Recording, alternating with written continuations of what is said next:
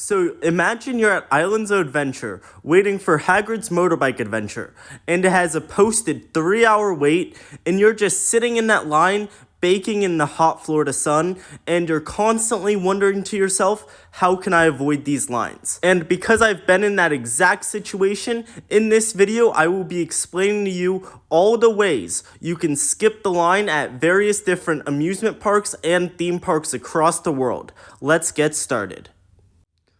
So let's start with the most obvious way to skip the lines at various amusement parks, and that comes down to their skip the line passes. Now, in my opinion, these are totally useless, and that's just because they're so overpriced compared to what you can get, just because most skip the line passes are basically the same price as buying a second day ticket for the park, or possibly, depending on the park, even just as much as a season pass will cost you. And for that price, you're just better off getting a second day at the park or even a season pass. And that's just because even though skip the line passes are guaranteed to save you some time, they're not guaranteed to save you a lot of time. Now, I have no experience with this, but I have heard stories of at Cedar Point, their Fast Lane Plus lines for rides such as Steel Vengeance and Maverick getting up to hour waits. So even with these skip the line passes, you're spending a ton of money and you're not really saving a ton of time, and you're still waiting a lot of time in line. So for those reasons, I believe skip the line passes are not worth buying. So let's move on to another great way you can skip the lines at various amusement parks, and that comes down to single rider lines. Now, the biggest problem with single rider lines is that most parks and most rides at said parks don't offer single rider lines. At least from personal experience, the parks that tend to offer the most single rider lines are the Universal parks. And speaking of the Universal parks particularly, when I visited them in both February and April of this year in 2023, when I rode Velocicoaster, I joined that ride's single rider line and literally got right on. And I even got lucky a few times and got seats such as the back and front rows. That poses a major con when it comes to single rider lines, is that you cannot choose your own seat, and your seat will be chosen by the ride operators. So if you want a specific row on a coaster, which can be very important with certain rides, like for example Velocicoaster, then you might want to steer away from the single rider lines. And another con when it comes to single rider lines is that they aren't always guaranteed to save you time, as the rate that the single rider line flows really depends on how many empty seats are on every train that is dispatched from the ride. So that is everything you need to know regarding single rider lines, and personally, if a park offers single rider lines, I highly recommend taking advantage of them. So let's move on to a skip the line pass many of you will never be able to use, and that's disabled/medical passes. And these are one, completely free, and they're very useful if you can take advantage of them, as they work basically the same as the old Disney Fast Pass system and the Volcano Bay Tapu Tapu wristbands. So if you know how to use those, you know how to use these medical passes. And these are super useful because instead of spending most of your wait in the queue line itself, you're free to do whatever you want, including eat, drink, shop, and even ride other rides within that time.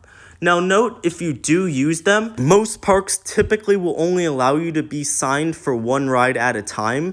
So just know that if there's two rides that have very long waits that you want to ride in that same day. But other than that, the main cons with the medical passes is because at some parks and on some rides, you will be routed up the exit, which means you will be taking someone else's seat on the ride, which just isn't very convenient for them and is kind of rude on your part. But I mean, you really don't have any other option if you're using these passes. And also, you don't really save time with these passes, as much of your wait is spent outside of the line itself. So like, you do save time in the sense that you can ride other attractions during the time that you're waiting, but other than that, you're not saving much time at all. And also, like I mentioned earlier, these are very situational and very few people will be able to take advantage of them.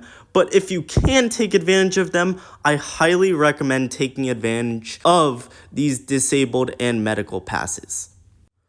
So let's end with, in my opinion, the simplest way to skip the lines at various amusement parks, and that's by just simply going to the back of the park first. Now here's one giant disclaimer, but this is very situational and won't work for a good chunk of amusement parks. Like for example, this won't work at parks like Cedar Point because Steel Vengeance and Maverick quickly build up a long wait throughout the day and maintain that wait. So even though those rides are in the back of the park, they're still hugely popular and will maintain their wait throughout the day. Same thing goes with Busch Gardens Tampa and Cheetah Hunt, Cobra's Curse, and Iron Gwazi, as all three of those rides will maintain their waits throughout the day. Another example would be Islands of Adventure, as even though Hagrid's is towards the back of the park, that ride's wait literally stays around 3 hours, literally the whole day. So let's be real, there's basically no way that you can really save a ton of time and still ride that ride. So with all that negative stuff out of the way, what are the pros of visiting the back of the park first? Well, you can get a lot of rides on different attractions early before the crowds hit. And for example, when I was at Hershey Park, I hit rides such as Comet, Super Duper Looper, and Storm Runner all before the crowds arrived there, and then by the time I hit all three of those rides, Candymonium, which is the closest coaster to the main entrance, dropped its line crazy from 2 hours to freaking 10 minutes. So then I just did a couple laps on that. And then another example of where going to the back of the park can be very useful is when I visited Kings Island, as I remember getting 2 rides on both Banshee, Mystic Timbers, and Diamondback within probably like the first hour of the day because there was barely any lines as I hit those rides early in the morning.